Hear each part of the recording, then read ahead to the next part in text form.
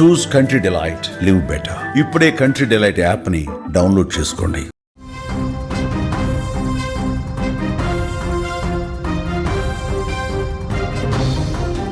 తెలంగాణ కవి అందశ్రీ కన్నుమూత, తీవ్ర గుండెపోటుతోనే ఆయన మరణించారు.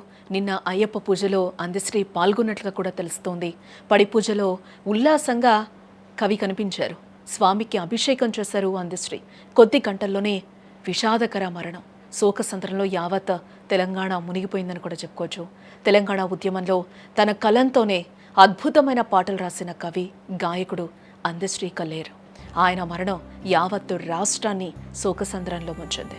జయహో తెలంగాణ అనే మన రాష్ట్ర గీతాన్ని అందించిన ఆ మహనీయుడు ఈరోజు ఉదయం తీవ్ర గుండెపోటుతో కన్నుమూశారు. కానీ ఆయన మరణానికి కొద్ది గంటల ముందు జరిగిన దృశ్యాలు ఆయన జీవితంలోని చివరి క్షణాలను సరిగా గుర్తు చేస్తూ ఉన్నాయి.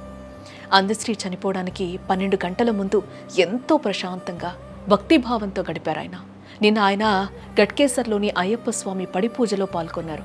ఆ విజువల్సే మనం సుమన్ టీవీ స్క్రీన్ మీద కూడా చూస్తూ ఉన్నాం. ఆయన పడి పూజలో ఏ విధంగా పాల్గొన్నారో చాలా ఉత్సాహంగా, చాలా సంతోషంగా ఆయన ఆ క్షణాలు గడిపినట్లుగా కూడా మనకి కనిపిస్తూ ఉంది. స్వామివారి భజనలు, శరణం అయ్యప్ప నామస్మరణలతో ఆ ప్రాంతం మొత్తం కూడా భక్తితో నిండిపోయింది అని చెప్పుకోవచ్చు. ఆ వాతావరణంలో అందశ్రీ కూడా ఎంతో ఉత్సాహంగా కనిపించడం జరిగింది. తన చేతుల మీదుగా అయ్యప్ప స్వామికి అభిషేకం చేయడం కూడా ఆయన చేశారు. పూజ అనంతరం కూడా అయ్యప్ప భక్తులతో కలిసి ఆయన మాట్లాడడం కూడా జరిగింది. నవ్వుతూ ఆయన చాలా ఉల్లాసంగా అక్కడ గడిపినట్లుగా కూడా మనకి ఆ వాతావరణాన్ని చూస్తే కూడా కనిపిస్తూ ఉంది. వారితోనే కలిసి ప్రసాదం కూడా ఆయన స్వీకరించారు.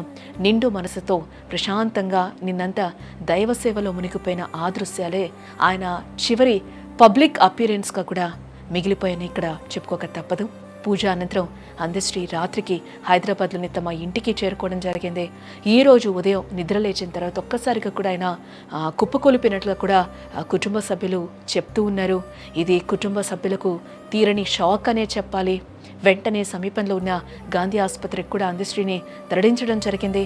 కానీ డాక్టర్లు అప్పటికే ఆయన చనిపోయినట్లుగా కూడా ధృవీకరించడం జరిగింది. తీవ్రమైన హార్ట్అటాక్ కారణంగానే ఆయన మరణించినట్లు వెల్లడించారు వైద్యాధికారులు.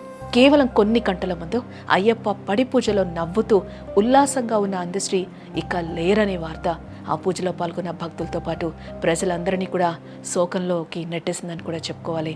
అందశ్రీ భౌతికంగా మన మధ్య లేకపోయినా ఆయన రాసిన పాటలు, ఆయన అందించిన సాహిత్య వారసత్వం ఎప్పటికీ జీవించే ఉంటుంది. తెలంగాణ ఉద్యమ సమయంలో ఆయన పాటలు అందరి గుండెలో ఉద్యమ స్ఫూర్తిని నింపాయి. తెలంగాణ రాష్ట్ర గీత రచయితగా ఆయన స్థానం సుస్థిరం. మాయమైపోతున్నాడమ్మా వంటి అద్భుతమైన గీతాలు తెలంగాణ భాష, సంస్కృతి, జీవన విధానాన్ని ప్రపంచానికి చాటి చెప్పాయి. ఆయన పదాలు పల్లెల నుంచి పట్నం వరకు అందరి నోట వినిపించాయి.